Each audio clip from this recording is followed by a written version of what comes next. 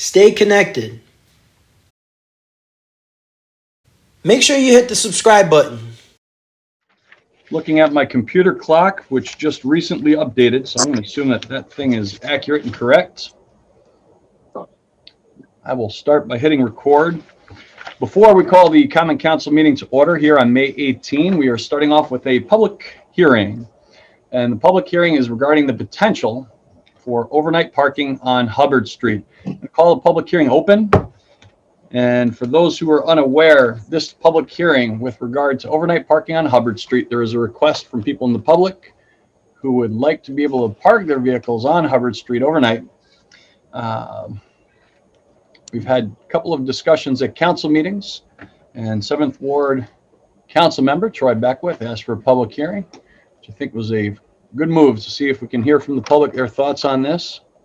So the public hearing is now open. If there is anybody present that would like the opportunity to speak, you can put your name into the chat, or you can raise your hand, give me a wave on the screen, and if you're tech savvy, you might know how to raise your hand for your icon on the screen. You get that little hand in the corner.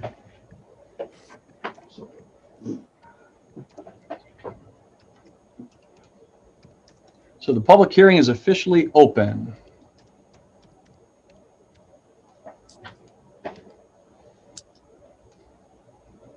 We're going to give it some time. In particular, being online, we want to make sure that we're giving everybody the opportunity, even if they're joining late, opportunity to discuss the request for overnight parking on Hubbard Street, which, as council has touched upon, on the surface does not seem like it's a major request, but could have other implications. And anytime you do something, if there is a ripple effect, you want to be aware of what those ripples could be. We want to have our finger on the pulse.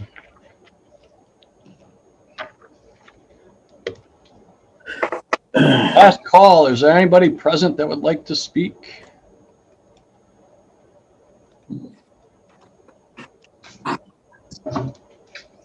Ooh.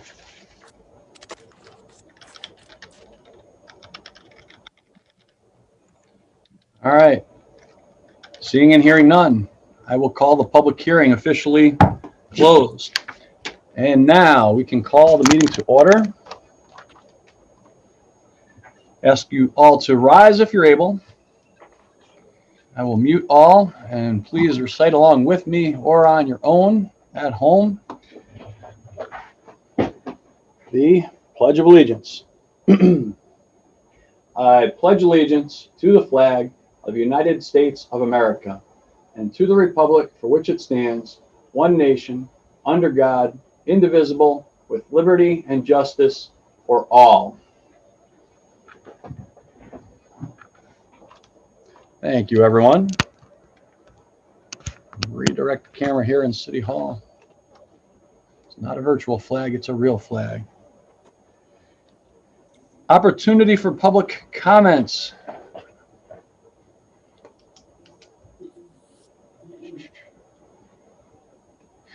Opportunity for public comments, and this is open for anybody that would like to speak.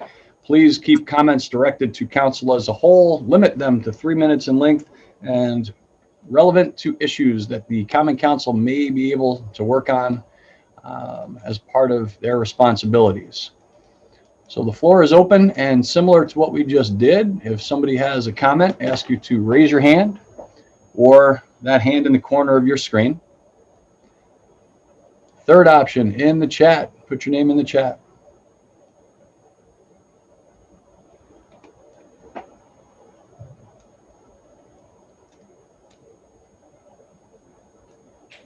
All right, getting through public comments. Now, typically we do not do ward reports at the second meeting of each month. It's May 18th. This is the second meeting for the month of May, for those of you keeping score at home. However, council, if there is anything that you would like to touch upon before we get into it, because as a reminder, June 1st, we will not be having a council meeting. which I know is going to be hard for us to deal with. And the reason why we are not having a council meeting June 1st, there is the reverse Dairy Day Parade taking place starting on Main Street at the intersection of Tompkins and Port Watson, progressing south. A lot of us call that section South Main Street. Very excited to see the Dairy Day Parade back after a hiatus from last year. A lot of different things happening, a lot of good things happening. So we are not going to have a council meeting June 1st. Council members, is there anything you'd like to share or discuss? Just knowing that we've got a couple extra weeks until our next meeting, which will then be June 15. I'm looking for a hand. I see Tom Michaels. Good evening, Mayor and fellow council members. Please mark on your calendar. There will be an application coming before you by our next meeting for the Cortland High School Reunion for the Ages. This is something that's occurred in the past. July 31st this year. And certainly looking forward to several of participations regarding the bands that played in the past, as well as some new events that will also occur during that time period. So please mark on your calendar July 31st. And I hope everyone supports this event as you've done in the past. Thank you. Very good.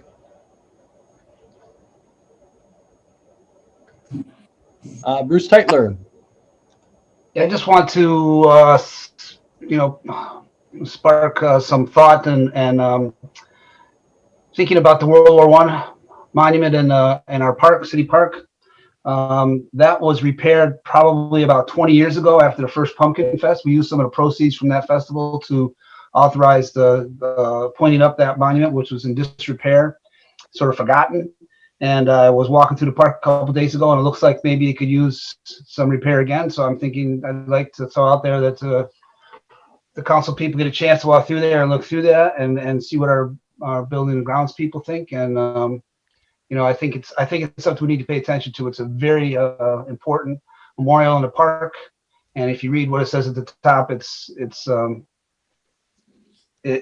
very heartening, especially in these times. So I would hate to see that memorial fall into disrepair any further.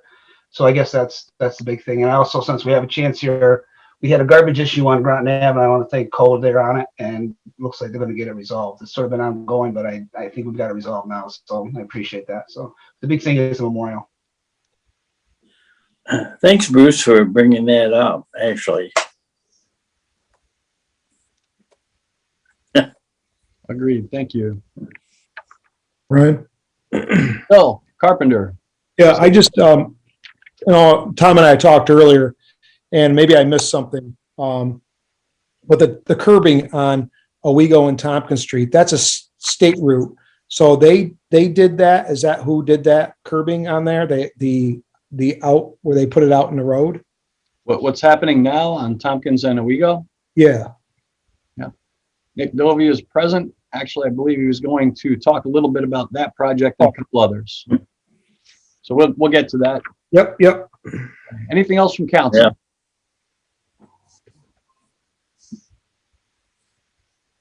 All right. Mayor's report. We've got a couple of different things.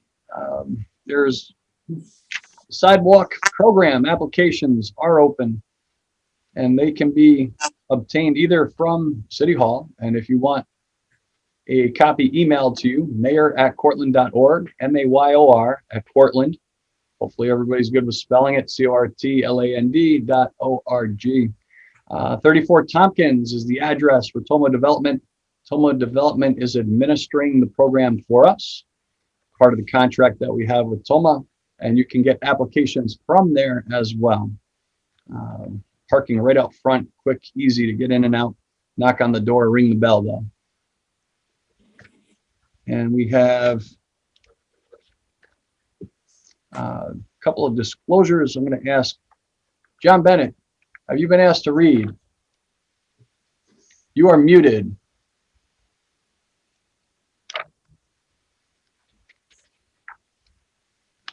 John, you're still muted. You did not unmute me. Okay, the city has received an application from the YWCA and have pre-qualified them for participation in the program contingent upon the availability of funds and the approved budget modification from OCR for assistance to nonprofit organizations. Now, we are talking about the water sewer lateral replacement program. The YWCA meets the criteria for the participation. However, their director, Kelly Tobin, is married to the city's mayor, Brian Tobin. HUD regulations prohibits the participation of any employee, agent, officer, elected and appointed official, or any person with whom they have business and family ties from participating in the CDBG program without a waiver of the conflict of interest requirements. Since the YWCA director has ties to the city must request a waiver, and for a waiver request, the city must, number one, openly discuss the YWCA's intended participation at a common council meeting. Number two, obtain an opinion of council letter stating that their participation does not violate state or local law. And three, submit a waiver request to the Office of the Community Renewal, which administers the HUD Community Development Block Grant Program. We are asking you to render an opinion of council letter regarding whether or not the YWCA's participation will violate state or local law and forward it to this office at your earliest convenience. For your additional information, we have attached pertinent sections of the HUD regulations governing conflict of interest, as well as a simple waiver request from the city. YWCA's waiver request letter will obviously need to be signed by the deputy mayor. Thank you for this attention. Rick Van. Very good. That is the first of two. Thank you, John. Very well done. And our second conflict of interest disclosure. Toma Development Group has advised me that Lawrence and Justina Knickerbocker have applied for a City of Cortland Sidewalk Program grant for fiscal year 21. I've asked, and this is a letter from Rick Van Donsel, so I'm going to read it. This is his words. You've requested that I, as Corporation Counsel for the City of Cortland, render an opinion of council letter as to whether Mr. and Mrs. Knickerbocker's participation in this grant would violate state or local law. In gathering information to determine whether any conflict of interest exists, I've been advised by your office of the following information. Mr. Knickerbocker is a judge for the city court, and in his capacity as a judge, Mr. Knickerbocker had no involvement and gave no input whatsoever in the formulation of the grant and has had no involvement with respect to award decision or administration thereof. And I've been further advised that Mr. Knickerbocker has not and will not exercise any functions or responsibilities with respect to New York sidewalk program activities, nor has he participated in decision-making process or gained inside information with regard to such activities. Moreover, Mr. Knickerbocker's participation in the above titled program was publicly disclosed at a regular scheduled meeting of the Cortland Common Council. Accordingly, based upon my review of the relevant regulations, specifically 24 CFR 570.489, and upon the information provided to me, it is my opinion that no conflict exists that would prohibit Mr. and Mrs. Knickerbocker's participation in the City of Cortland Sidewalk Program for fiscal year 21. And if there's anything further needed, to contact Richard Van Donsel. So those are the two conflict of interest disclosures. Any questions, council, regarding those? Very good. And this is standard. It's important to do public business in front of the public. And when there is potential for concerns with regard to conflict, we disclose. Let's see. We have the request for another agenda item, and this is from the police department. And the request is declaring surplus some old vehicles. So with council approval, I'd like to throw that on the tail end of the agenda. I don't foresee no issues or concerns from me or my office about that. Council, does that meet with approval? Yes, no? Yes. Very good. Yes. Thank you all. And Bruce, I'd like to follow up on your comment about Memorial Park. Thank you for bringing that up. Actually had a call from Norm Stitzel, who's been very active in the community on a number of tasks, Toys for Tots, things that support our veterans throughout the city, throughout the community.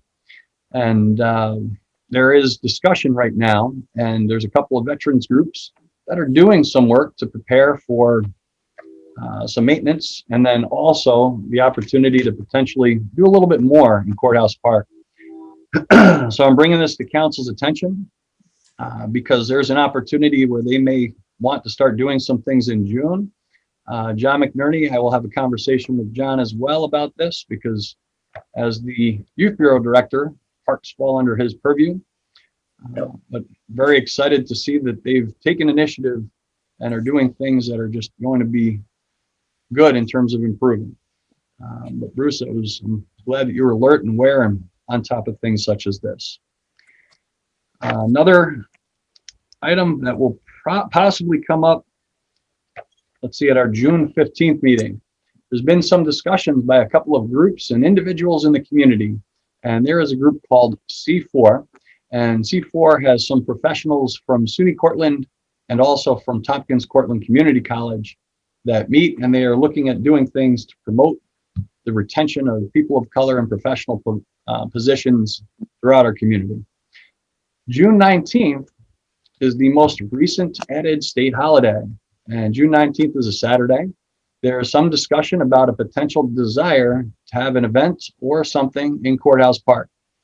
So I've had the opportunity, along with Bruce and a couple others, to talk to some of the organizers, and I look forward to continuing discussions and helping to coordinate long before June 15th. If there is a request for the park, we'll be bringing it forward to Mr. McNerney and also to council's attention. If we need to do something sooner than June 15th, we will. But at this point, looking for something that would be low-key, not necessarily as involved as some events that we've had in the past. But for those who are unaware, June 19th, the latest state holiday, recognizing people of color and their contributions to society. And I encourage everybody to learn more about it, and we'll have more discussion as we get into the month of June. Next up, a proclamation, May being Mental Health Awareness Month. And we're in the middle of May, with the weather turning nicer. I think I'm seeing some more smiles out of people in general. But it's good to be aware that mental health is something that we all pay attention to. So whereas mental health is essential to your overall health and your well-being, but we all experience times of difficulty and stress in our lives. Prevention is an effective way to reduce the burden of mental health conditions, and there is strong research that diet, exercise, sleep, and stress management can help all of us protect our health and our well-being. And whereas mental health conditions are real and prevalent in our nation and here in the city of Cortland. So an effective treatment, individuals with mental health conditions can recover and lead full, productive lives. And each business, school, government agency, healthcare provider, organization, and citizen does share the burden of mental health problems, and we all have a responsibility to promote mental wellness and to support prevention efforts. So, therefore, I, Brian Tobin, Mayor for the City of Cortland, hereby proclaim May of 2021 as Mental Health Awareness Month. And I call upon all of us and our agencies, public and private institutions, businesses and schools, recommit our community to increasing awareness and the understanding of mental health, the steps our citizens can take to protect their health, their wellness, and the need for appropriate and accessible services for all people with mental health conditions. And mental health is a topic that I think many of us are becoming more comfortable talking about. And we talk about our physical health and how important it is to treat our bodies well. And it's so important in terms of our emotional well-being to do things as well. And this past year, more so than ever for me, and I am certain for many of you as well, a profound appreciation for mental wellness and the things in life that make me smile.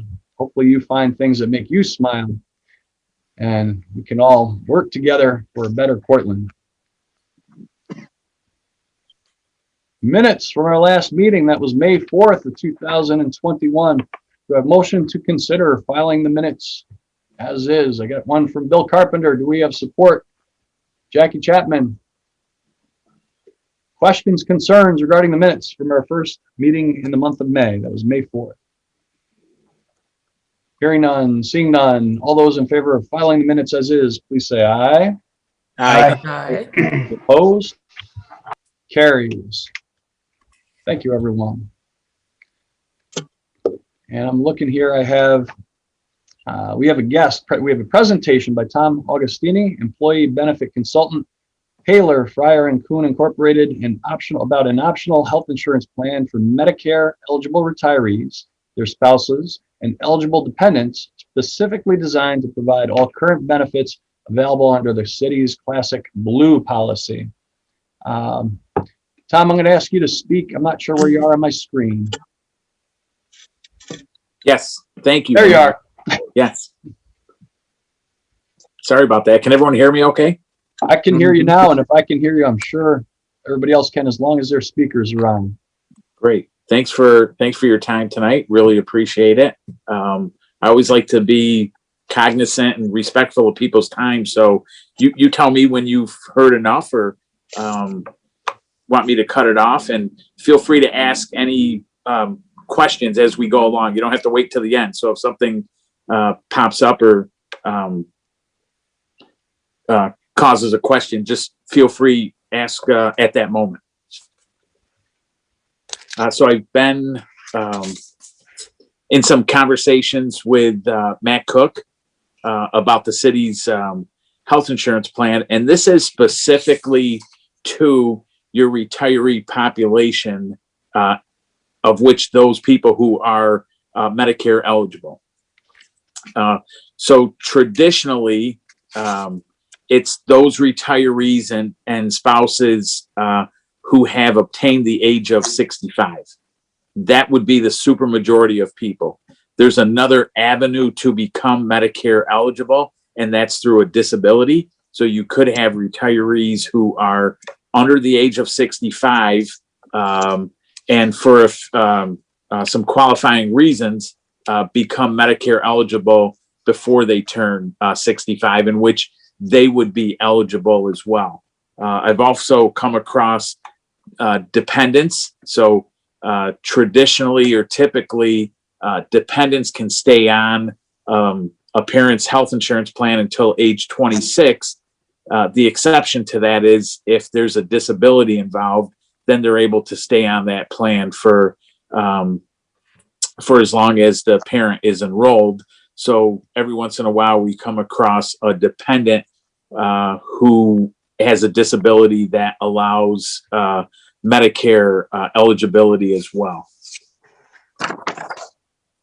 So then, just quickly, I'll go through the slides and then open it up for questions. Currently, the city right now for its retirees, so you have non-Medicare eligible retirees and Medicare eligible retirees. And so when a retiree and or their spouse and or their dependent becomes eligible for Medicare, they have to enroll in what's called Part A and Part B. That's referred to as original Medicare. And then based on their income, but the standard Part B premium for 2021 is $148.50. Typically, that will be deducted from their Social Security check. If they're not collecting Social Security, then they get a bill on a quarterly basis for that amount times 3. So that would not change anything at all. Currently, you have a Medicare eligible population, and they have to get Part A and Part B, even though they have the city's classic blue plan provided through the Tompkins County Consortium through Excelis. So what are group Medicare Advantage plans? Medicare Advantage plans consist of Part A, which is hospitalization, Medicare Part B, which is typically physician services, outpatient surgery, some drugs like chemotherapy, diabetic drugs, durable medical equipment, and also with a Medicare Advantage plan, in almost every scenario, they'll put the drug right in the Medicare Advantage plan. So you'll have hospitalization, physician services, and prescription drugs. That's the definition of a Medicare Advantage plan. They refer to as Part C plans.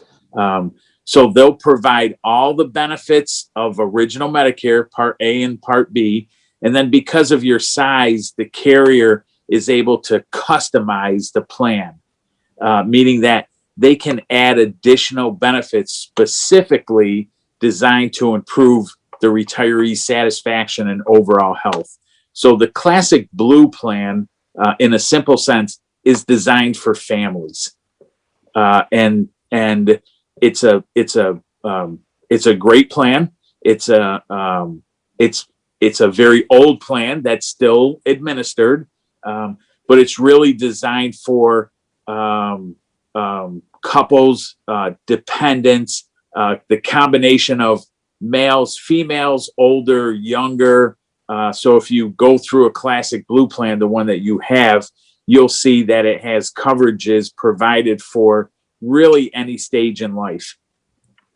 What's the difference is that group Medicare plans are able to be customized for that population. So the example that I normally give is that in your classic blue plan, you'll have coverages for well child visits, sick child visits, expectant mother, family planning. Those are all things in your plan right now that you pay for and are administered that a person who's Medicare eligible does not need.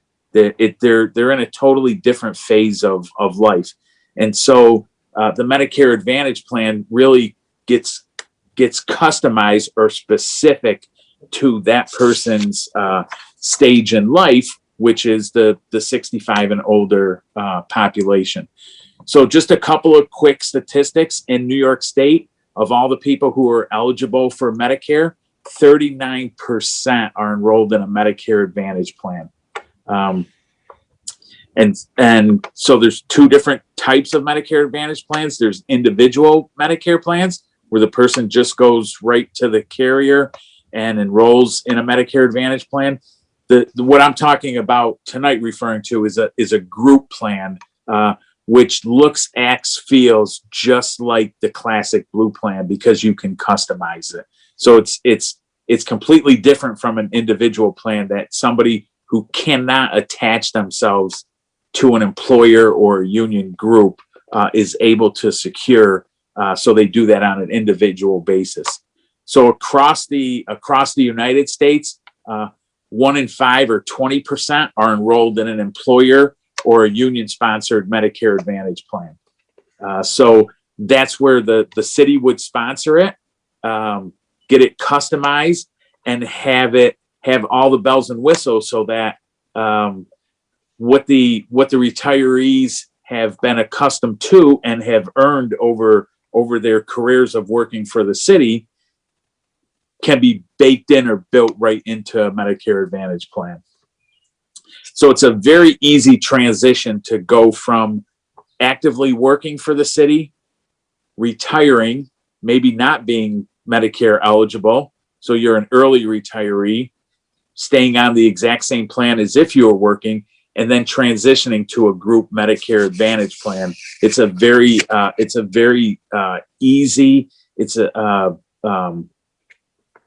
really there's no real hiccups in doing that. I'll move on to the next slide 6. And so, why is this a great solution for the city? A lot of municipalities across the state of New York, right, have kept their retirees on their health insurance plan, And with today's life expectancy, you can be on an employer sponsored health insurance plan for a longer period of time than you actually worked for the employer. Very, very common these days. So I can work for an employer for 25 years and be retired for 30 years. Very common, very traditional. See that all the time. So what's the definition of a great solution? A definition of a great solution is, hey, we're spending a lot of money on a specific group of retirees. How do we solve that problem? Medicare Advantage plan solves that problem and also will greatly reduce your costs at the same time. And why or how? What's the catch? How does all this work? Is because the federal government is behind the scenes providing money or subsidies to the carrier that's providing the group Medicare Advantage plan. And so without that subsidy, your rates for the classic blue plan and for a Medicare Advantage plan would look extremely similar. But with the subsidy, you can drastically reduce the premiums that you're paying and still be able to keep the coverages that the people have enjoyed and earned over decades. That can continue. So slide 7 is really something quick that I put together, and it doesn't include all the extras of a comparison between the current classic blue plan that you have versus a group Medicare Advantage plan. So the middle column is your classic blue plan, and in that there's no coverage for hearing exams. There's no coverage for hearing aids. There's no coverage for eye exams or eyewear or a gym membership or any type of fitness incentive. You do not have acupuncture. There's no non-emergency transportation, meaning that you could have a Medicare eligible retiree who has difficulty going to the grocery store, difficulty visiting somebody, where you can customize a Medicare Advantage plan to say, hey, I want a couple of dozen, I want 20, I want 24 non-emergency transportation a benefit baked into that plan, and the carrier will customize and do just that, rather than the only time I can get transportation right now is in an emergency situation and I have to go to the emergency room. That's the only thing that's going to be covered. So these are just a few. They're not all of the extra benefits that get put into or included in a Medicare Advantage plan, because they're really lasered in on what makes that senior happy, satisfied, and healthier. Another example that you can put into your plan is one of your retirees gets admitted to the hospital. They leave the hospital, and the carrier will provide 14 days worth of meals to that retiree until they can get back on their feet and start doing some daily living routines. So there's that type of benefit or help that's available that you can put into your plan. So these are extremely popular. These are extremely financially beneficial to a municipality, and it stretches the dollar or allows you to just reallocate your dollars, or doesn't crowd out other projects that you're looking to fund. Your current arrangement is a terrific benefit for your active employees and your retirees. So the claims come in and you have a very manageable deductible, a $50 deductible per person. You have a coinsurance amount of 20% up to a maximum of $400. So for an individual who's on your classic blue plan, who's Medicare eligible, the most that they would spend out of pocket is not including prescription drugs, but the most that they would spend out of pocket on the medical side is $50 for a deductible, $400 for coinsurance. So their maximum amount is $450 that they would have to reach into their pocket for. What what I've been talking to Mac about and proposing is that there's such a vast amount and a big amount of savings in exploring this plan and looking to move to a plan like this, that you would be able to fund that $450. You match the benefits. They have $450 out of pocket. You could provide them with a health reimbursement account debit card and actually take a classic blue plan and make it even better, and it would benefit the retiree and benefit the city as well. This is a unique situation in that it's not a zero-sum game. There's not a winner and there's not a loser. There's two winners in this, and that's what makes it very attractive, mainly because there's federal funds and federal monies that get attached to the plan that you would be enjoying or taking advantage of through reduced premiums. And like I said, everyone can win in this situation. If you go to the next to last slide, I just wanted to give you a real live case study of a municipality extremely similar to the city of Cortland. Even though it wasn't a city, it was a village in the Southern Tier area, very similar in terms of budget size, population size, employee count. And they had the classic blue plan as well, just like you did. So that's what makes this a very, very comparable situation, is that they had 67 individuals and 33 families.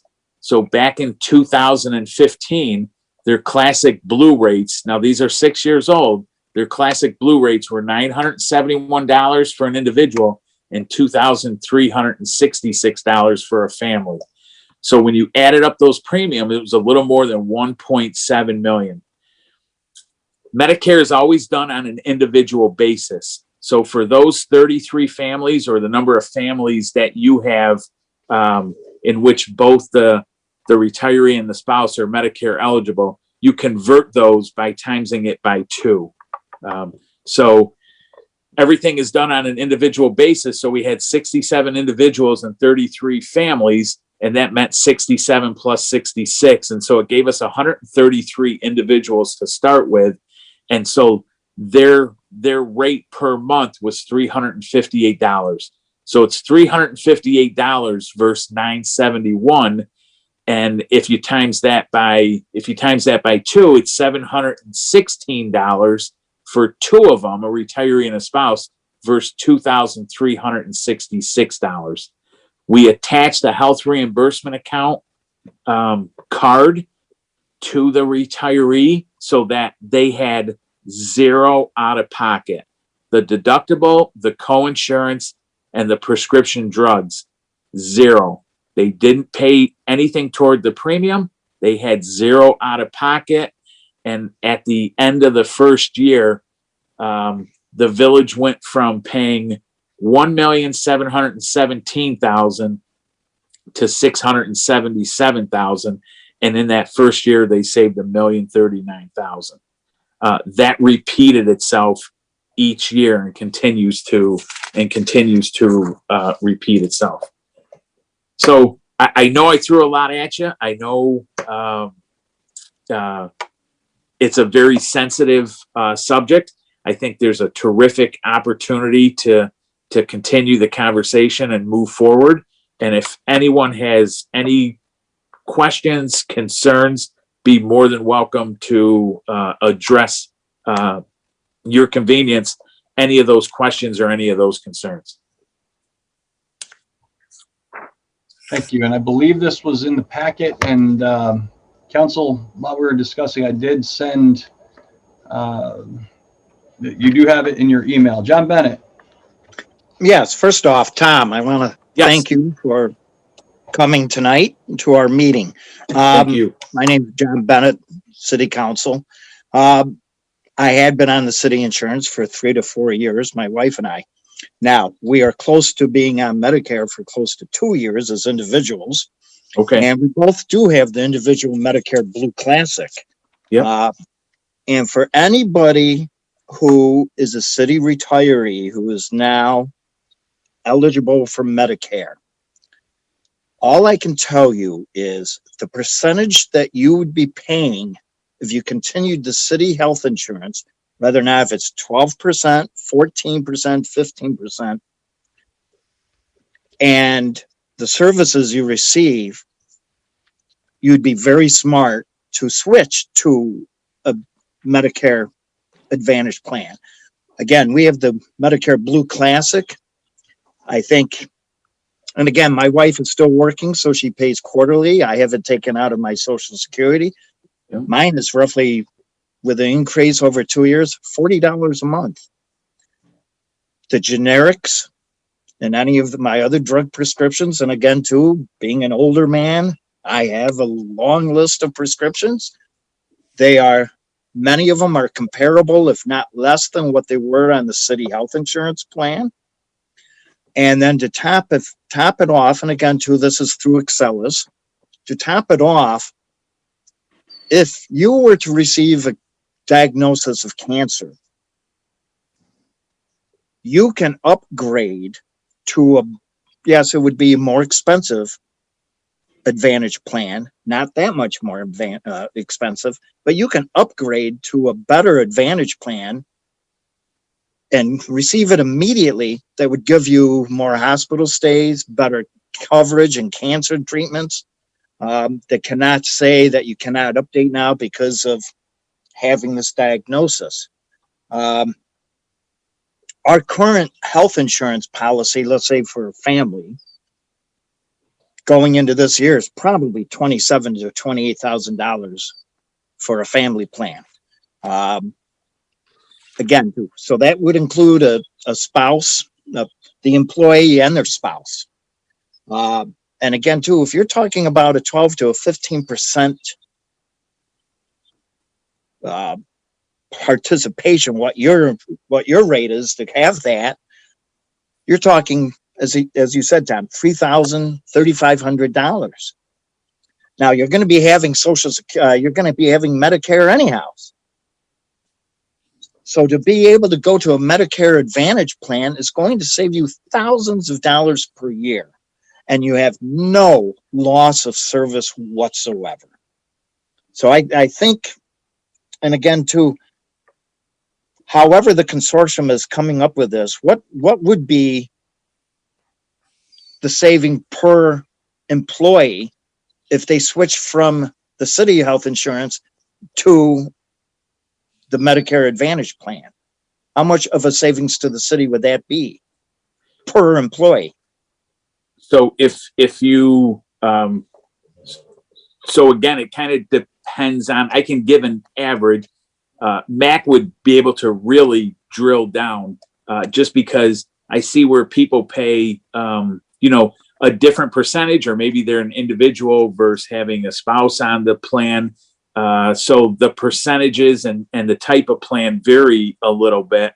But you could say to that retiree, I can cut your contribution toward the premium by 70%.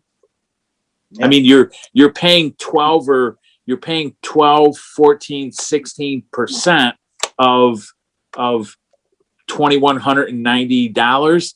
And then you would say, okay, how about you pay 12, 14, 60% of $600? Yeah, it's just, and again, too, as you mentioned, too, and not take a step back. yeah. And again, the other thing is, you mentioned, for example, I have 2 dental cleanings a year. I have eye appointments. I had cataract surgery a couple years ago, which not all of it was covered. I had the deductible I had to pay, but I would have had to pay the full freight before. Right. So there are advantages to this. So, I mean, it's a no-brainer. I can understand somebody who worked the 20 or 30 years for the city, and I can understand they're thinking that, oh, this is a given. We've been promised this health insurance policy until the day we die. But realistically, once you reach the Medicare age, you are better off with the Medicare and an Advantage plan than the city's policy. Thank you, sir. Thank you. Those, there's no real, that someone who's experiencing and going through it. I mean, that's the real equalizer is you're on it. And it's, to take a step back, what you said, you're already paying the Part B premium. Most people get Part A for free. I mean, 99% of people get Part A for free. But even with the Classic Blue plan, you have to pay your Part B premium when you reach Medicare eligibility. So we're not asking, hey, you're not paying your $148.50 a month. Now we're going to ask you to pay that $140. No, you're already enrolled in it. You might as well take advantage of the programs that are out there, increase your coverages, increase your like the instances you mentioned of hey, I had you have eyewear allowance, a fitness benefit, as being on the right. You can go to a gym in your Silver and Fit and pay $25 a year for an entire year membership at a participating fitness facility. You can get videos from the carrier. You can hey, the gym I go to doesn't participate in that. They'll send you cash if the gym doesn't participate. Just really, there's a lot of extras that will, like I said before, that will make that Medicare eligible retiree healthy, happier, and keep more money in their pocket.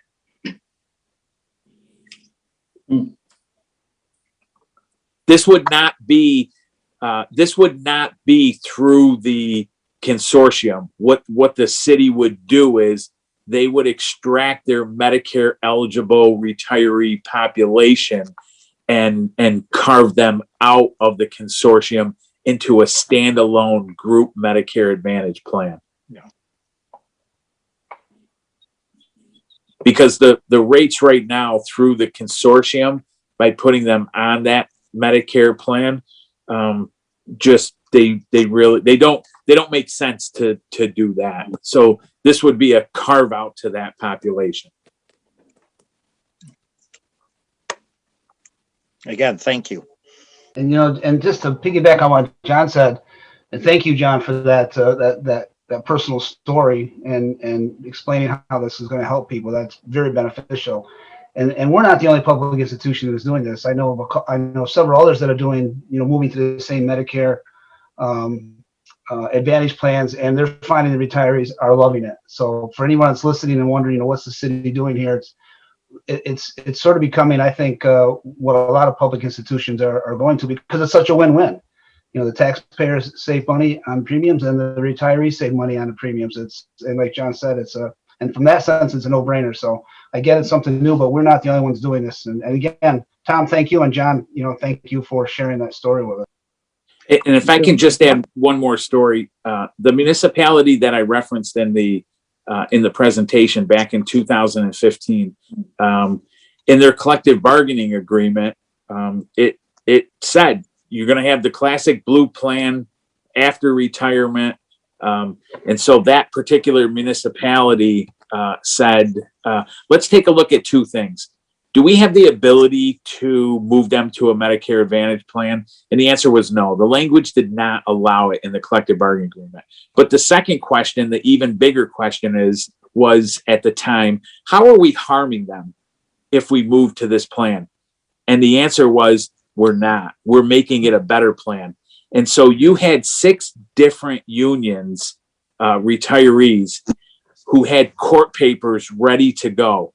And when we rolled the plan out and transitioned people from the Classic Blue to the Medicare Advantage plan, those court papers went away. They loved it. There was a husband and wife who came to my office. They were designated as the spokespeople for that particular retiree group at that municipality. And they just did not see why the village was doing this. They today, 6 years later, I've become best friends with them. They Well, did not, they absolutely fought. They couldn't understand why the village was doing it. They didn't agree with it. But they said, we're gonna try this. And not only did they try it, they switched to should have done this earlier. This is great. You took something that, like I said, they've earned it. And they have every right to say, we've got it into a collective bargaining agreement. This was the deal. It's been solidified in language. They did not want to move, but when they did, like I said, they just fell in love with it and would not go back. Well, the thing that I want to say, and I don't want to make anybody mad, but our unions have to understand that, yes, the current membership, this is not for them.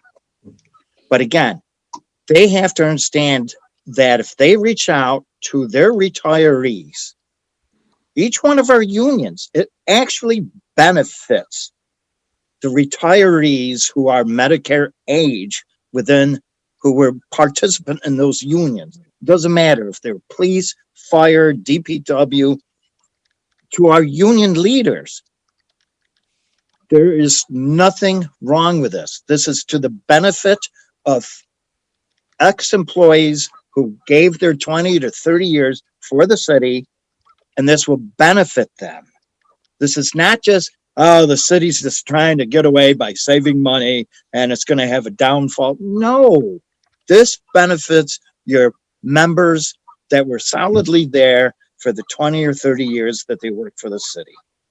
So please, anybody in the union who might be listening to this, please take it seriously and please communicate with those who are Medicare age that this is nothing but a win for them. Yes, a win for the city, which means a win for the taxpayers. But overall, the retirees 65 and above are not going to suffer.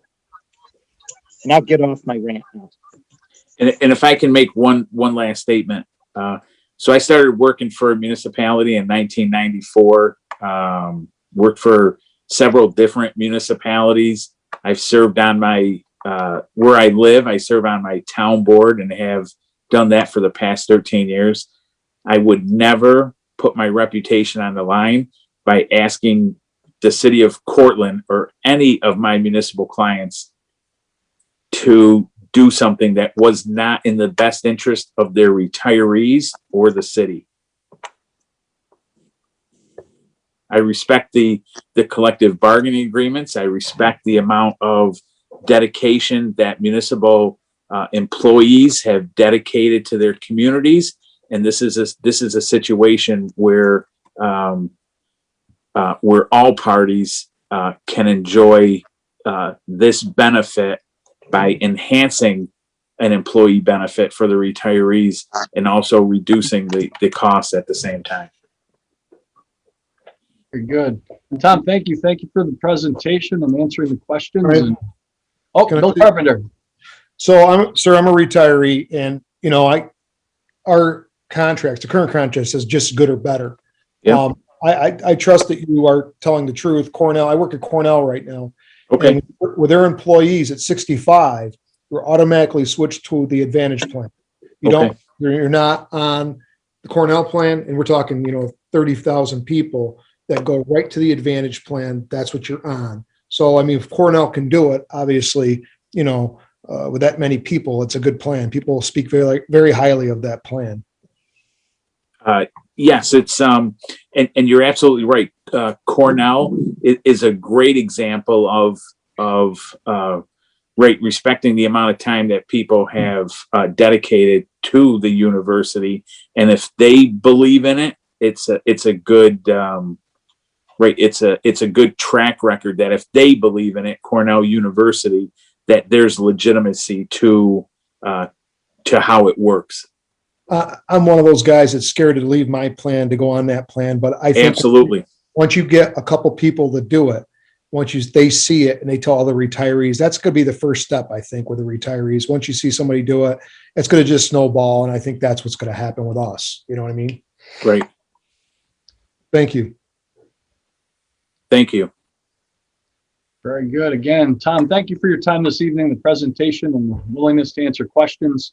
If anybody else did not get a copy of the presentation, they want to, we'll be able to make it accessible, and look forward to hopefully speaking with you again soon. I appreciate it. Thanks for everyone's time. Yes, thank you. Thank you, Tom. Alrighty. Have a good night and a good meeting. Thank you. Thank you. Number 2, update on infrastructure work in the city. Nick Dovey, Deputy Superintendent of Public Works. Nick, were there a couple things you wanted to discuss? Sure. As everyone can see, a lot of the roads out there have been milled. The week of 5/3 to 5/7, we did Pleasant, Floral, Delaware, Plaza, Wadsworth, Franklin, Salisbury, Excelsior, and Van Heusen.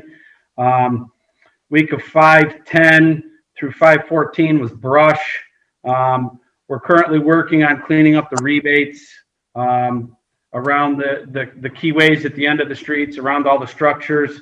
Manhole and catch basin repairs have started. That'll probably continue at least for, I would say, the next month to get all those streets ready to pave. We still, so to make a long story short here, we've got almost $1.7 million in between EWR money, CHIPS funding, touring route initiatives. We're trying to put that to our best use, and we are going to turn around and probably, as I said, we had a little snafu with our skid steer over the last couple of days, but we've got a rental coming tomorrow, so we continue to be on schedule for street cleanup and repairs, so we can turn around and pave in a reasonable time period. We're still on point for Groton Ave in mid-June to be ground and paved by Sucoat. The only thing that I'm going to ask for your compassion on is some of the touring route guidelines are a little fuzzy, and we've gotten some clarification as of 3 o'clock today that conflicted exactly what we could use the money for as far as yesterday and last Friday went. So I do have a plan. Groton Ave is on the list. We're going to do some work on a WeGo. I've met with water department personnel to make sure that we get all the non-copper connections repaired. We've done all of that work except for right now Delaware. We're waiting for school to get out. Then we're gonna complete that work. I've got meetings with NYSEG tomorrow to basically finalize a plan for some of the other touring route money. We're looking at basically right now, in a nutshell, what we're looking at is $1,688,685 for everything. We're going to buy some equipment with about $375,000, which leaves us about $1.3 million for infrastructure. We've got almost $400,000 in curbing slated for this year, which leaves about $1 million for paving that needs to be used in construction season of 2021. We've got infrastructure projects. I'm not sure if anybody noticed Clinton Ave. We are also going to be tackling Washington and Greenbush start of next month. Non-copper connections, as I said, are almost completed. Southside drainage in Owego Street won't be till later this summer.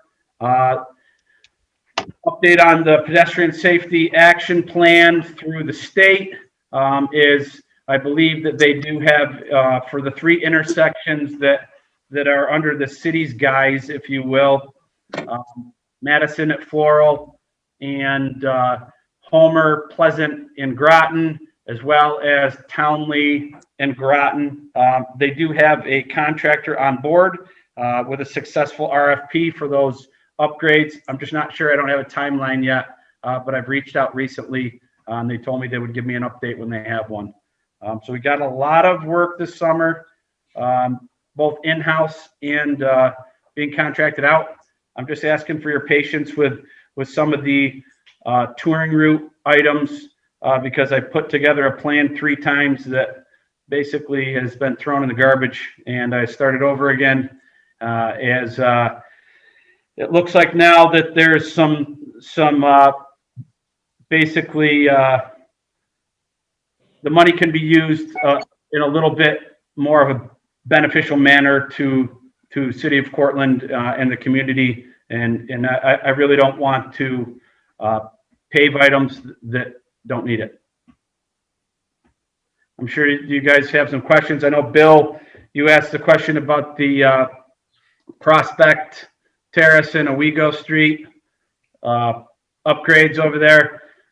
Yes, that is not the city's portion of the pedestrian safety action plan. The 2 intersections that were the state's initiatives, and I was not aware that they were going to be doing that, but we've since talked to them, and those are what they refer to as traffic calming measures, where you're really not supposed to be passing in those lanes anyway. So they're kind of trying to bump those shoulders in for the crosswalk so that people can better see them and slow people down, and to encourage motorists to not use the parking lane.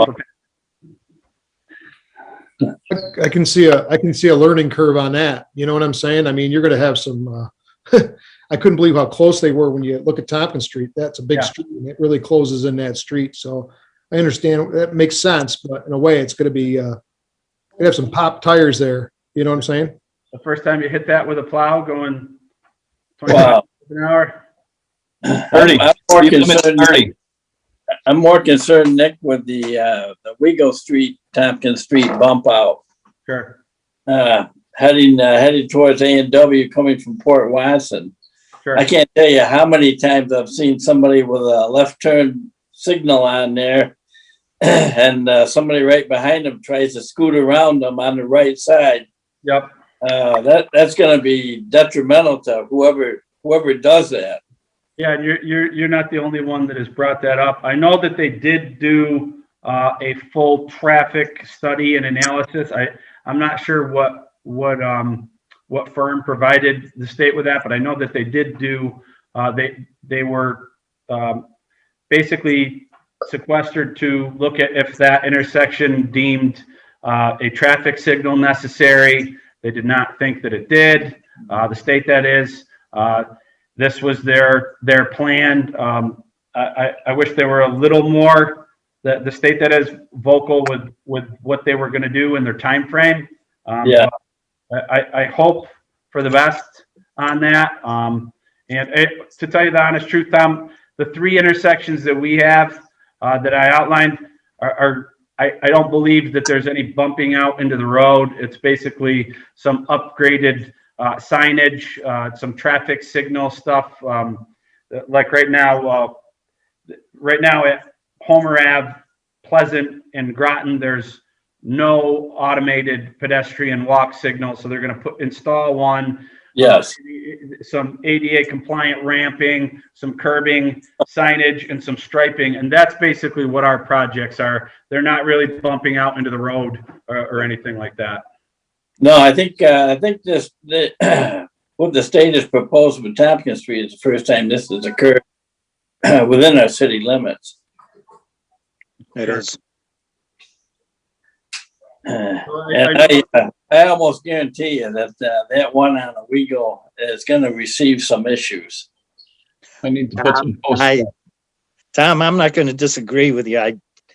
Just don't be the person. What's that? Don't be the first person. A week and a half ago, when I was out walking and I walked down there, I just stood there and I was watching them, and I was going to ask them, but I knew that they were, the guys are just doing the job. weren't going to Yeah. say anything. All right. And I thought of calling Nick, but I didn't want to bother Nick.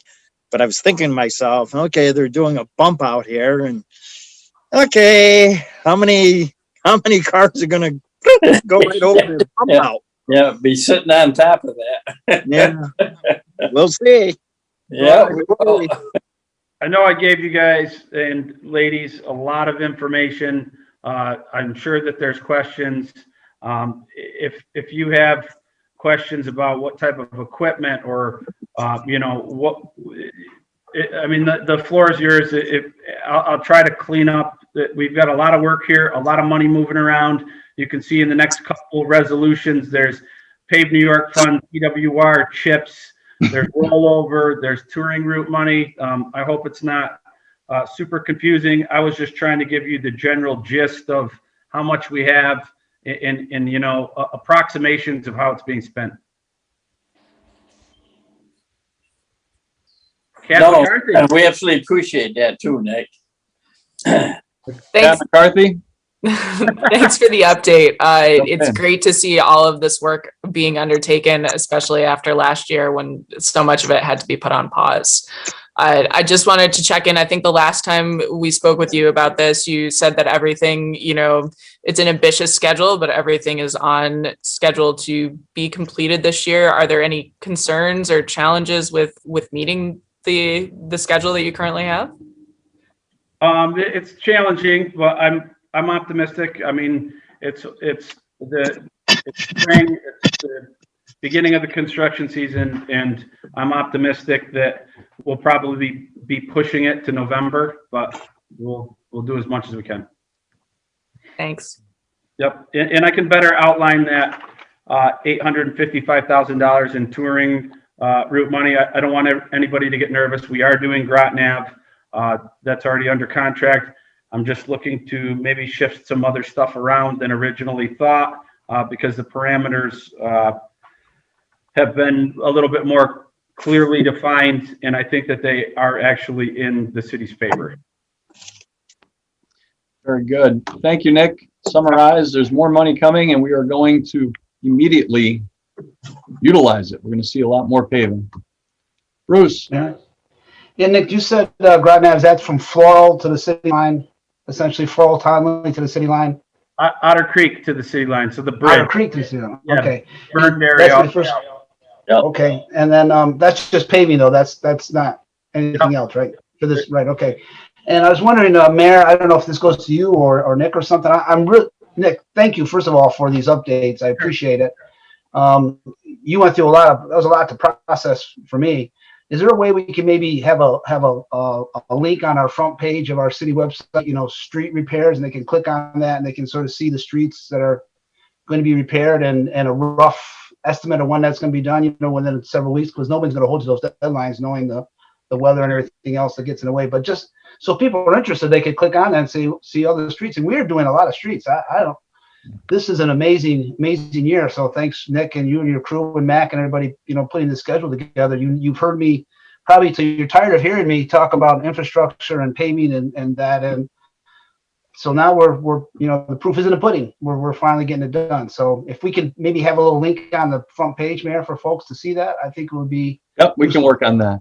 Yep, I can provide any information needed, and I think we've got a good balance between the underground infrastructure on Clinton, Washington, North Greenbush, the non-copper connections, south side drainage, and then basically some streets that don't need the underground work. You're seeing some paving, some curbing. I think it's a good mix of a little bit of everything, and it's probably very good for this community to not have all your eggs in one basket.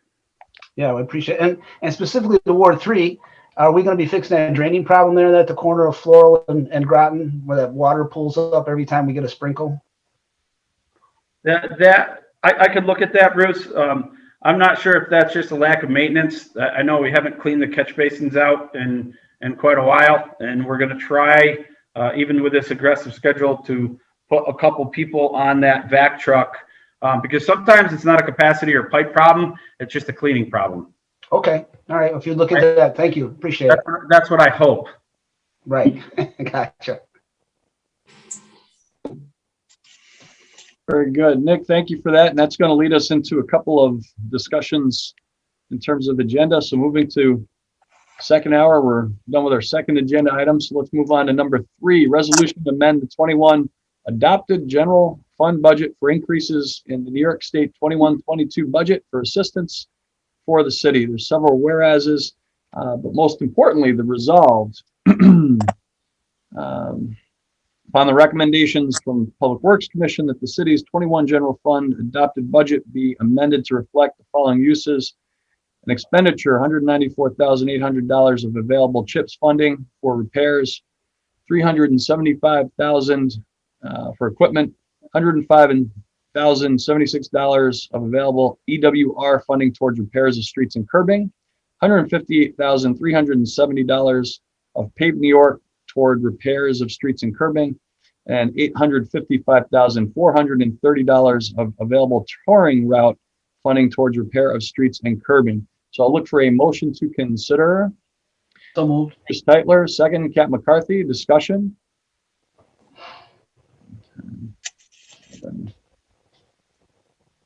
Is that 1.5 million there? Okay. All those in favor say aye. Aye. Any opposed? Everybody gets their hands down quickly. Nobody's against paving streets. Very good. Nick, thank you for the presentation and the discussion and continuing to move us forward at warp speed. Number 4, resolution approve a street closure application for the VFW for Memorial Day. We've had a little bit of communication. I'm not sure if they are going to go through, if they do have their annual street closure.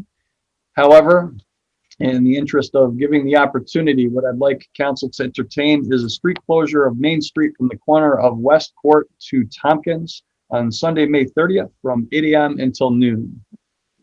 So a motion to consider. John Bennett, second. Bill Carpenter, discussion. Hearing none. All those in favor say aye. Aye. Opposed? Carries. And then number 5, resolution approve outdoor seating for Loaves and Fishes starting May 24th. And then there's some dates and some times. So let's start off with a motion to consider. We got Jackie Chapman, second. Bill Carpenter.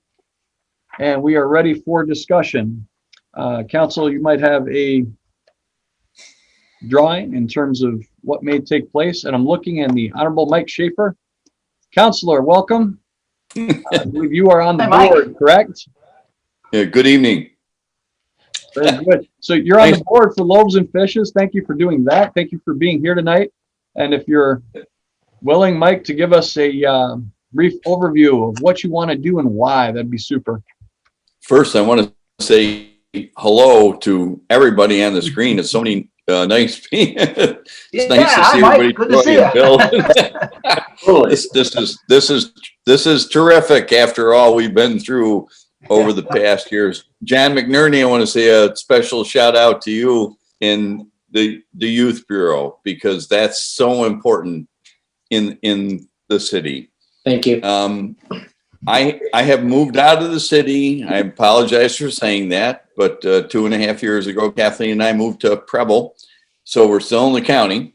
But I've been a member of the board at Loaves and Fishes for 30 some years, and we are trying desperately to re-engage our guests.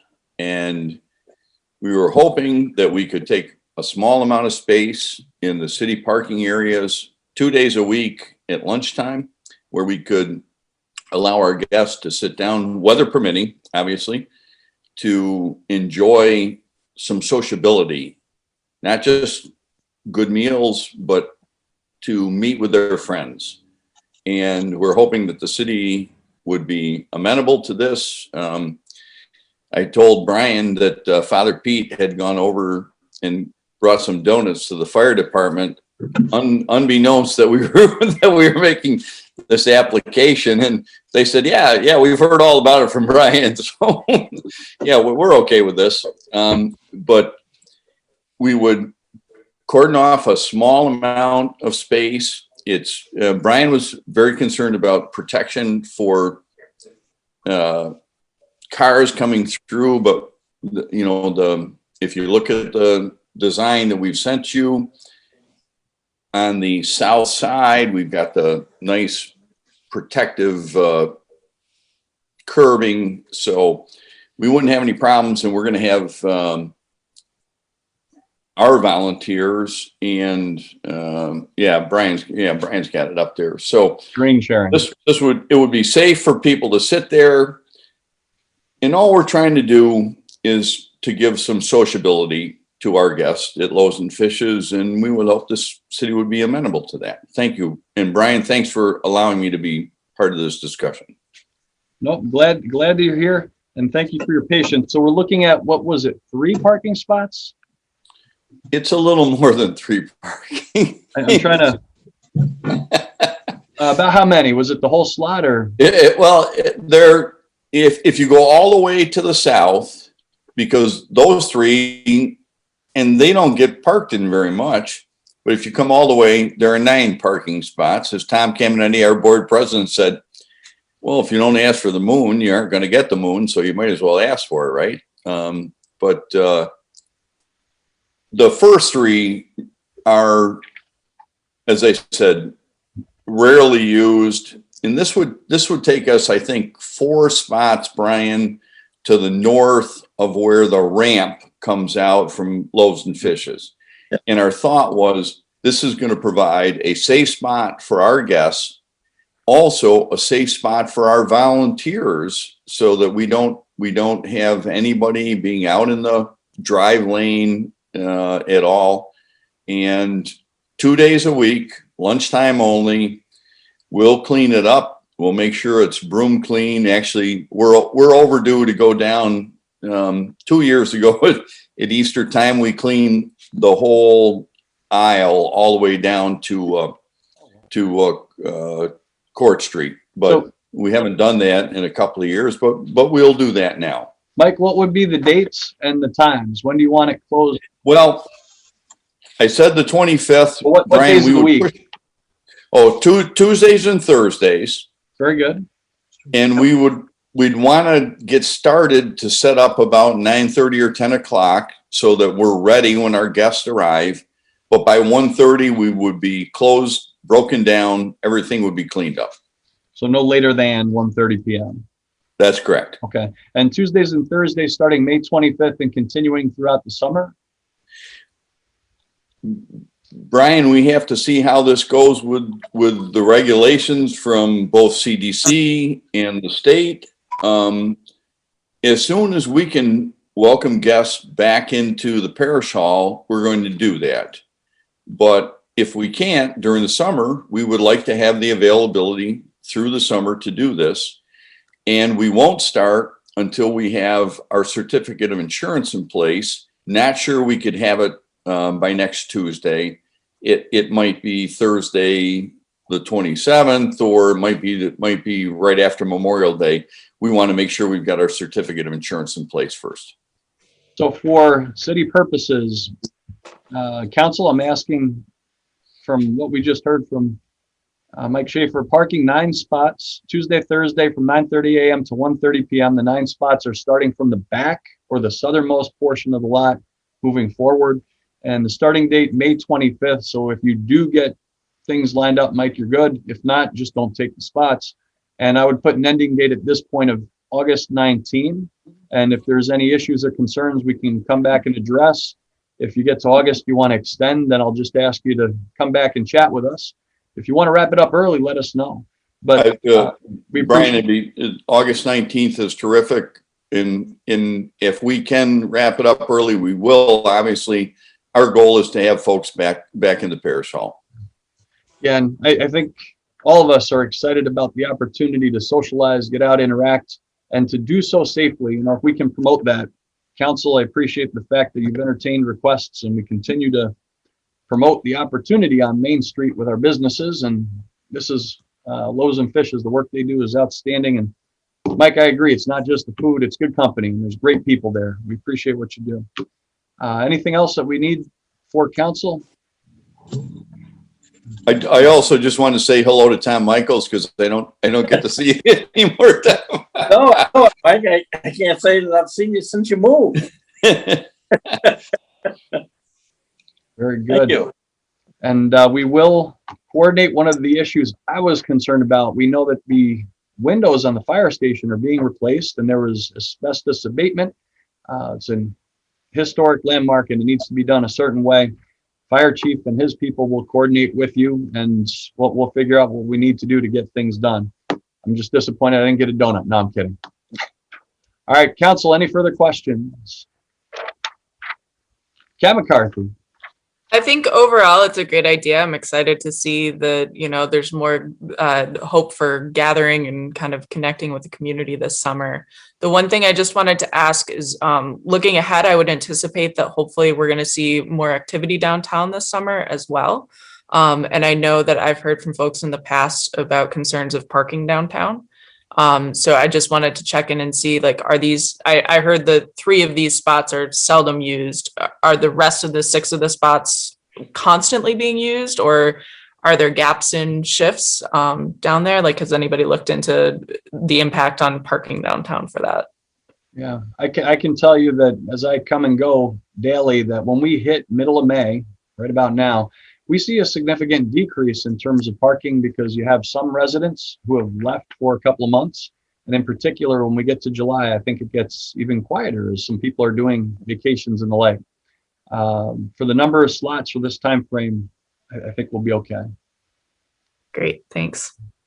Mike, if I could just mention, I know Brian mentioned August 19th because in anticipation of the college students coming back, parents weekend or renewal weekend in August, those spots that are used more frequently are typically our 12-step program people at Grace and Holy Spirit Church, and we'll coordinate with them, make sure that they've got appropriate parking.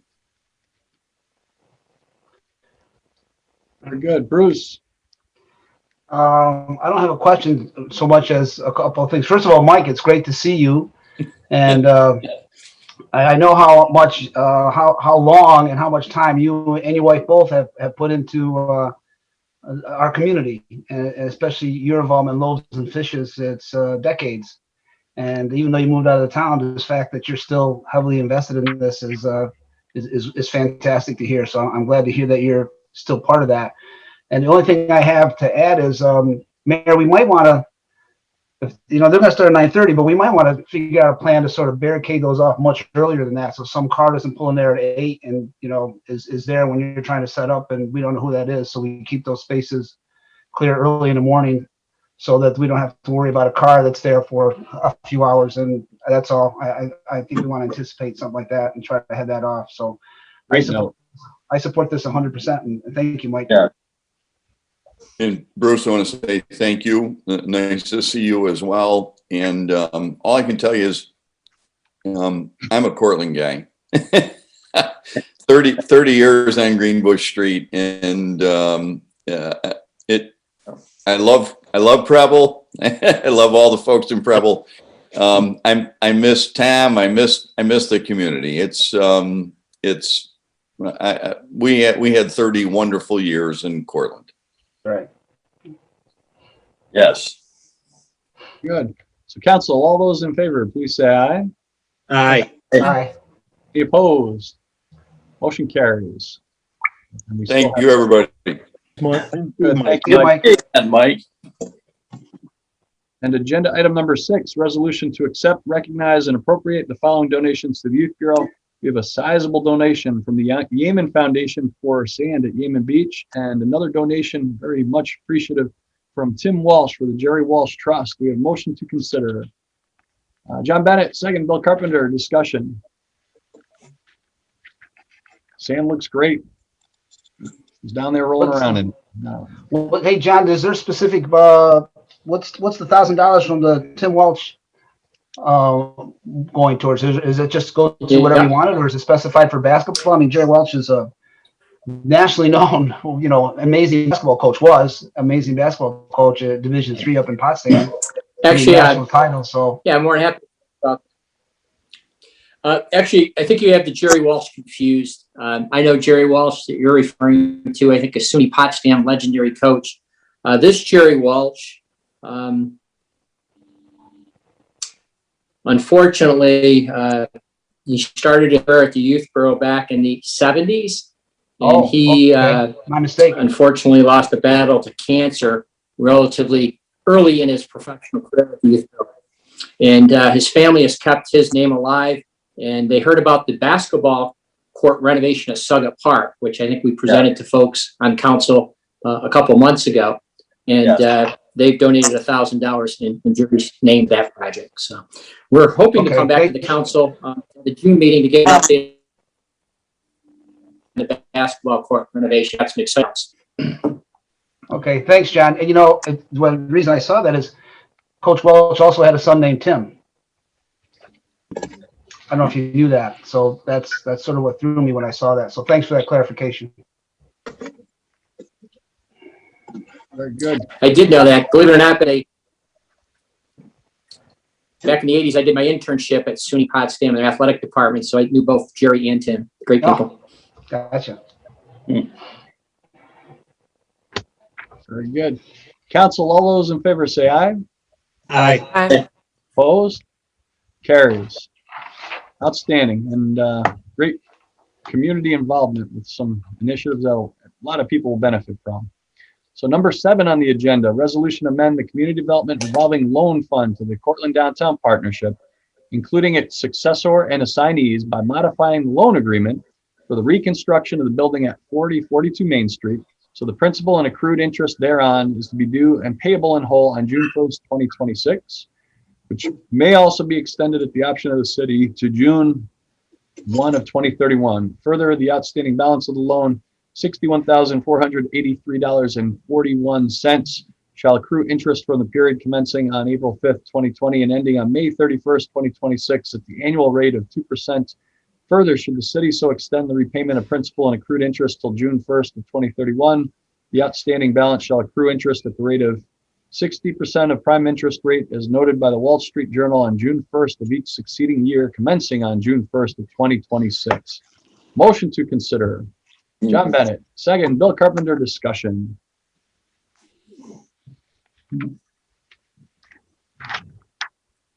All those in favor say aye. Aye. Opposed? Carries. Number 8, resolution amendment. Mayor Tobin, I apologize. I'm going to sign off so I can alert my board that we're going to start serving outdoor meals next week. Thank you so much to the council and all my friends in Cortland. This is terrific. Thank you. Thanks, Mike. Great to See see you, you, Mike. Mike. Thanks. Number 8, resolution amend the city's 21 adopted general fund budget to reflect modifications with the sewer lateral program and sales tax revenue projections. There's a number of whereases, but let's get to the resolved. The transfer from the capital fund to the general fund for services performed under the sewer lateral replacement grant be reduced by $600,000, and be it further resolved that local sales tax revenues be increased by $600,000 to reflect the increase in projected revenues. Let's get a motion in a second and then we can discuss. We got Jackie Chapman, Bruce Teitler. So the lateral program, we have a number of people who have signed up, and we gave people the option of either having the city do it or a private company. We've got a lot of people who have opted for private business. So that's wonderful. There's going to be a lot of laterals being replaced and on the state's dime. This is going to help a lot of people in the low, moderate income range. So this is fantastic work that's being done. However, we were planning on doing the work and seeing revenue through the state for that. So since we are not, we are now going to compensate for that in the budget, because the sales tax revenues are coming in much better than what we budgeted for. So all the hard work last year in terms of budgeting by Mac and others in council, the adopted final budget, we were fairly conservative in our sales tax estimates, and we're comfortable increasing our estimates significantly. All right, council discussion. This keeps our budget balanced. All those in favor say aye. Aye. Opposed? Carries. Number 9, resolution to transfer within the capital fund funding sources to accommodate changes in the sequence of capital projects. Again, a number of whereases, but the resolved is that the 20 through 25 capital project plan is amended as follows. $50,000 transferred from the 2020 Wickwire rehab project, and I believe that's the pool. $150,000 transferred from the 2020 Owego Street Drainage Project. $2,256,744 transferred from the 21 DRI Component 1 project. $250,000 transferred from the 21 DRI Component 2 project. $200,000 transferred to the 21 Firefighter Bunker Gear project. $1,350,000 transferred to 21 Clinton Avenue Church to Main Street Sewer project. And $1,156,744 transferred to 21 Clinton Avenue Church to Main Street water project. Do we have a motion to consider? Bill Carpenter, second. John Bennett, discussion. All those in favor say aye. Aye. Opposed? Carries. Number 10, resolution accept, recognize, appropriate a donation of $100 in memory of retired career firefighter Robert Foster to the Fire Department Trust and Agency account. Motion to consider. We've got Jackie Chapman, supported by Tom Michaels. Discussion. All those in favor say aye. Aye. Opposed? Carries. And thank you for the donation in the memory of the firefighter. Yes. Agenda item number 11, resolution to amend section 300-113 to exclude content-based sign restriction and to re-letter the remaining portion of the article. So a motion to consider.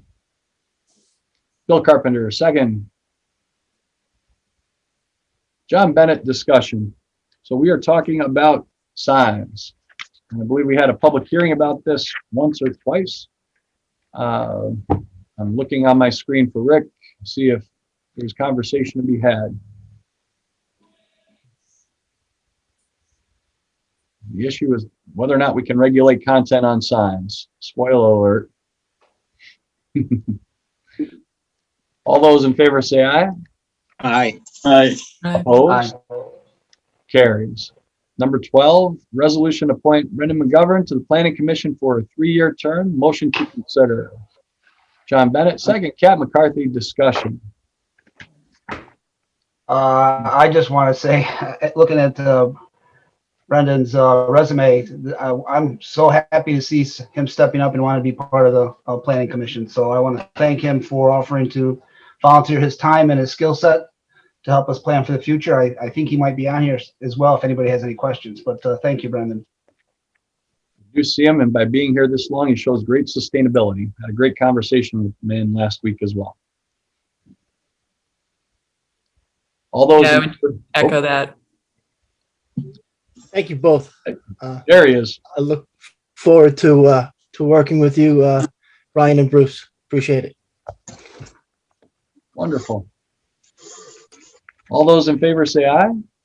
Aye. Any opposed? Carries. Congratulations and thank you, Brendan. And number 13, resolution to reappoint C. Jane Snell to the Housing Authority for another 5-year term. Motion to consider. John Bennett, second. Jackie Chapman, discussion. And privilege of getting to know Jane, outstanding individual. Yes, she is. All those in favor say aye. Aye. Opposed? Carries. And number 14, consideration of resolution to approve the county hazard mitigation plan. I'll ask for a motion to consider. Bill Carpenter, second. Tom Michaels, thank you. Discussion. Oh, Jackie, I saw your hand, but I didn't see you right away. So the county hazard mitigation plan, I had the opportunity to sit on a couple of calls along with some other elected officials from throughout the county. We've had a number of our staff involved in this over the last year. And I just have to say tremendous appreciation for the people that were involved and engaged, a couple department heads, a couple subheads. When we're talking hazard mitigation, it ends up involving just about everybody. And during the pandemic, which obviously still going, but at the height of it, for us to not just deal with the pandemic, but this plan that is to help us mitigate hazards in the future, just outstanding how we're able to multitask. So what this does is this puts on file so that going forward, we're in better shape when we talk to the state or at the federal level. Part of that will be if there is a disaster, but just as importantly, planning and preparation, and if we're trying to do something to offset, mitigate hazards before they happen. So questions? All those in favor say aye. Aye. Opposed? Carries. And every other, I believe every other local government entity in the county will be asked to pass, is being asked to pass this as well. All right, so that was number 14. We are going to need some executive sessions. And at this point, I'd like to call for an executive session. Rick, if you think otherwise, but my intent here, would it be acceptable to call for an executive session to cover several items at once? Because we've got a couple of contracts in terms of agreements. We've got individual contracts, discussion about some financial positions, and contractual negotiations. And we are taking action when we adjourn from executive session. So entertain a motion to adjourn into executive session. We got Troy Beckwith and second, Tom Michaels. All those in favor say aye. Aye. Opposed? Okay. And I believe the room is open. Ladies and gentlemen, we appreciate your patience and we will be back.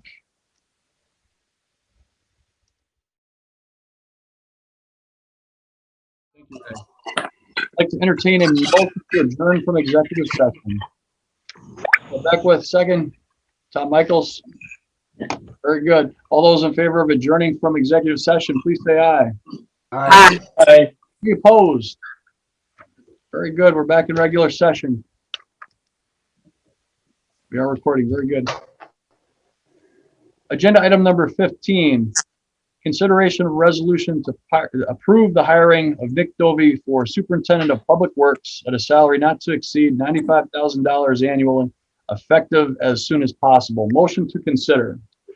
Bill Carpenter, second Bruce Tyler. Discussion. Rick has his hand up, but he's muted. Rick, sorry. Rick, you're muted. I got you. Well, you have to unmute yourself.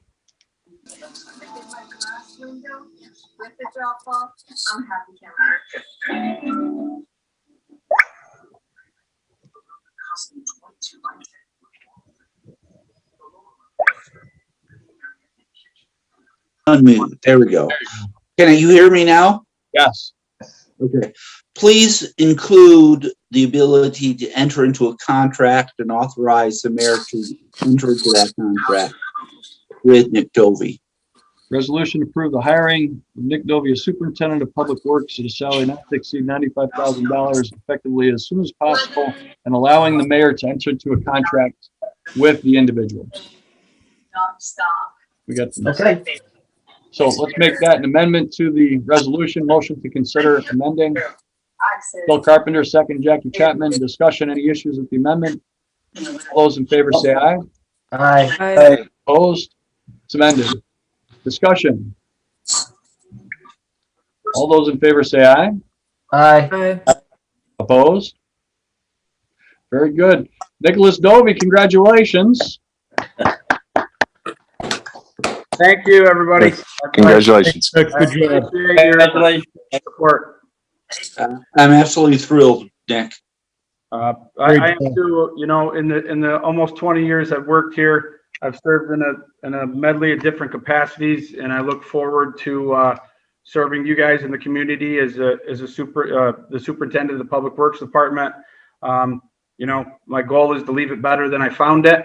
You know, it's a good thing, I guess. I had very fortunate to have mentors like Chris Bistocki and a lot of the other individuals that, you know, have a vast knowledge and were very impactful in my career. And I just really appreciate the opportunity. Thanks again for your continued support. And I look forward to working with you folks.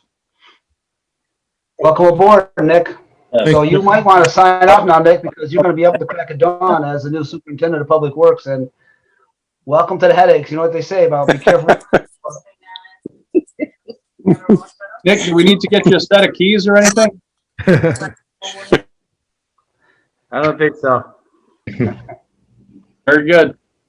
Yeah, you might be able to find your way around the yard and everything. Congratulations. Congratulations. Congratulations.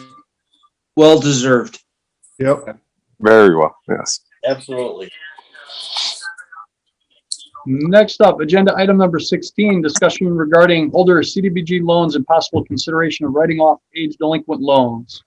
So discussion. I can get the ball rolling here. We had last year a number of loans that were written off, and these are loans that have been outstanding to the city for in some cases literally decades. Many were more than 10 years, and after you get past 6, you cannot recoup regardless. So the city did the right thing, writing them off the books. A lot of the monies were state funds. We were more of a pass-through. It was not city taxpayer dollar. We got a lot of questions about that, so it's important to clarify.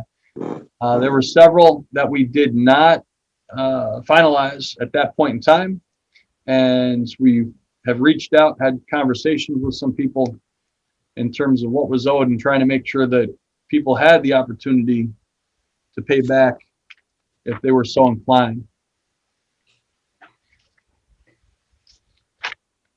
So at this point, questions from council, and if council is accepting of the recommendation, we would have a resolution to write off old aged delinquent loans.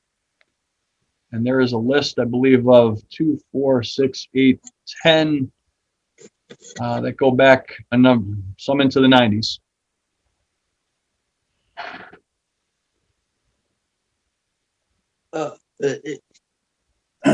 Rick, Do we want to table this for 30 days? Yes, yes. Yes. okay, so no vote at this point, but council, you're aware, and at the next meeting, which would be mid-June, then we'll have discussion Okay. and potential resolution. Yes. Yeah, give me a last chance to see if we can collect. Thank Okay. you, Rick. Discussion regarding sidewalk repair and maintenance. In the interest of time, we will talk about next year's budget and what we can work on. But we do have, for this year, we still have the match program and encouraging people, if you have sidewalks that are in disrepair, that need blocks, in particular multiple blocks, they're not inexpensive, and the city assists with the match program. We talked about this earlier this evening. You can pick up applications at Toma Development over on Tompkins, or you can call my office, email my office, mayor@cortland.org, if you need to get more information.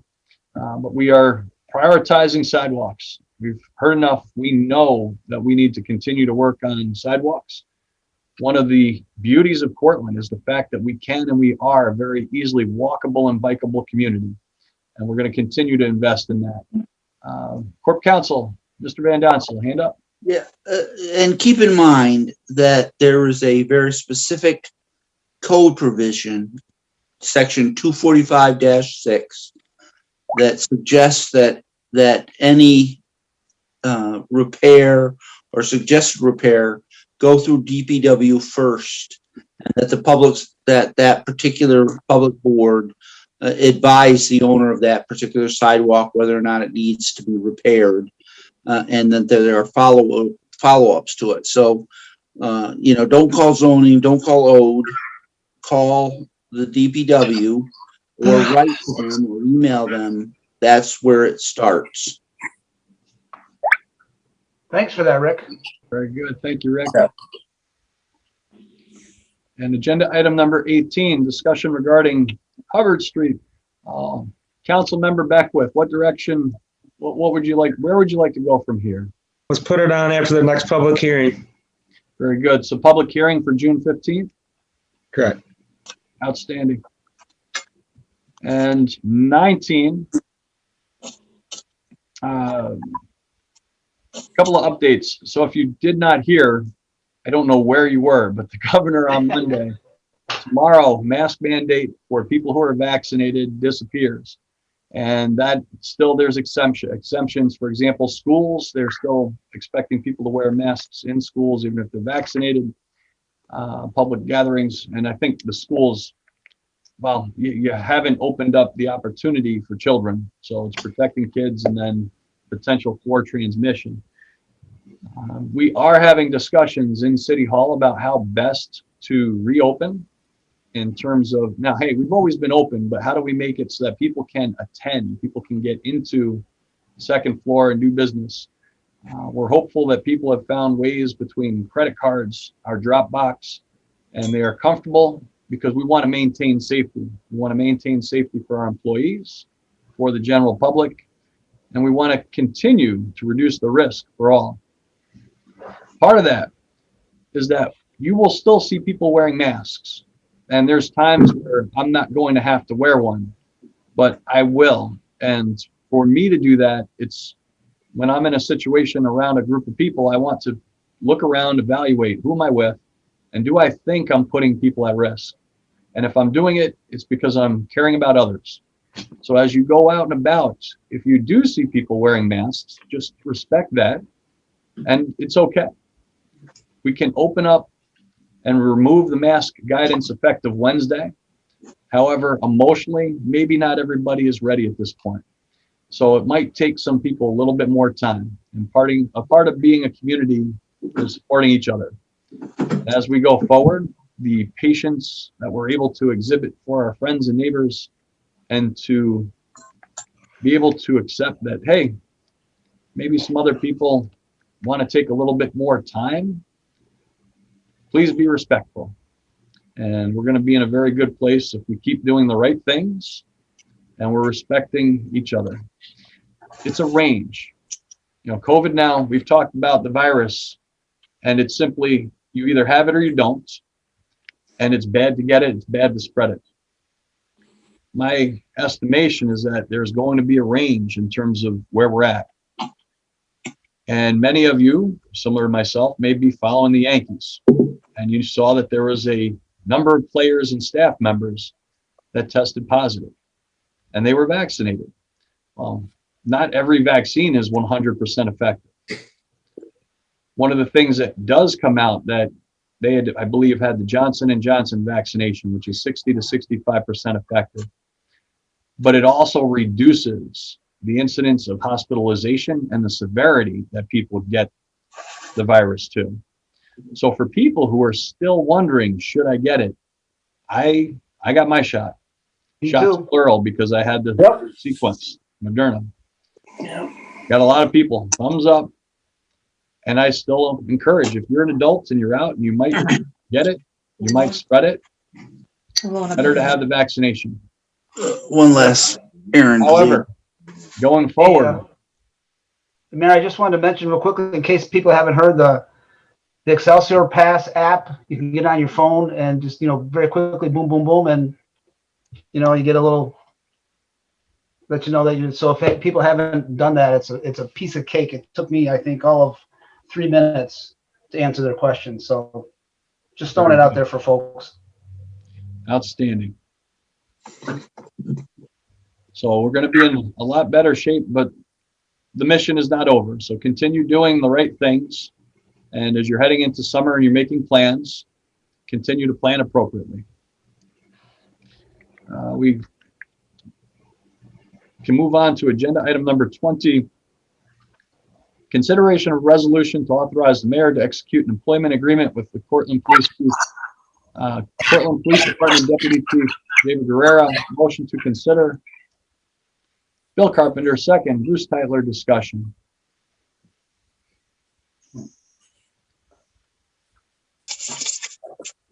All those in favor say aye. Aye. Opposed? Carries. And then number 21, consideration of resolution authorizing mayor to execute an employment agreement with Cortland Fire Department Deputy Chief Michael Tenkate. Assistant Chief Michael Tenkate. Bill Carpenter, second. Jackie Chapman, discussion. All those in favor say aye. Aye. Opposed? Carries. And we had a request from police to add a resolution to declare surplus 3 unmarked police vehicles. This includes, and I'm saying because I believe these are going to auction, and hopefully we'll get some extra takers. But there's an 09 Impala, 50,000 miles, and it's silver. 2010 Chevy Impala with 77,000 miles. A tan 2012 Chevy Impala with 72,000 miles. A marked patrol vehicle, an 09 Chevy Impala with 69,000 miles. I will warn you, they need, according to the memo, major repairs. So a motion to consider. Bill Carpenter, second. Troy Beckwith, discussion. So proceeds from the auction of the above noted vehicles would go back to the police department to be directly applied to the purchase of newer vehicles.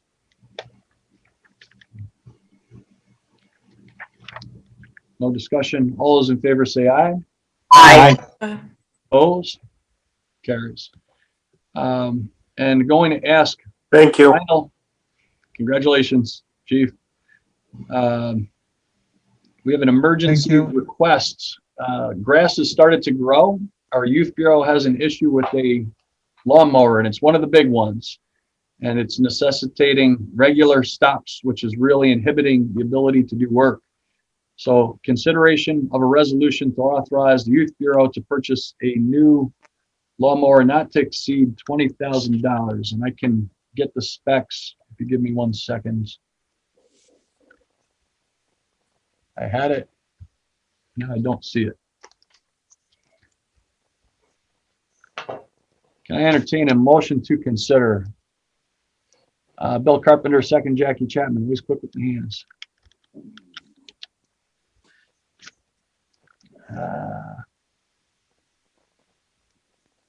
I apologize. I am going back into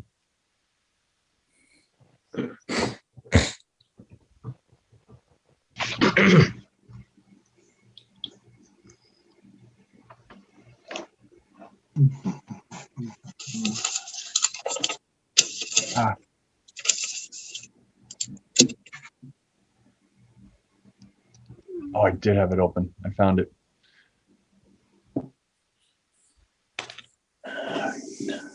Looking for a John Deere Z997R diesel trim mower. $17,396 was the quote, and this would replace a 13-year-old machine. So not to exceed 20 gives him a little bit of room if the number has changed. Discussion. Yeah, maybe if we put a red light on the old one, we can give it to the police chief to throw in with his auction vehicles. Maybe get the money out of it. But you're going to offer it to him to drive home. Yeah, undercover vehicle. To Truxton. Take it under consideration. All those in favor say aye. There's a few streets that fit in. Let me ask one more time. All those in favor, please say aye. Aye. Any opposed? It carries. And I can say, hey, if you've not been out to the park, the return to normalcy is readily apparent in terms of what's happening in all of our parks. As you go around, the playgrounds are being heavily utilized.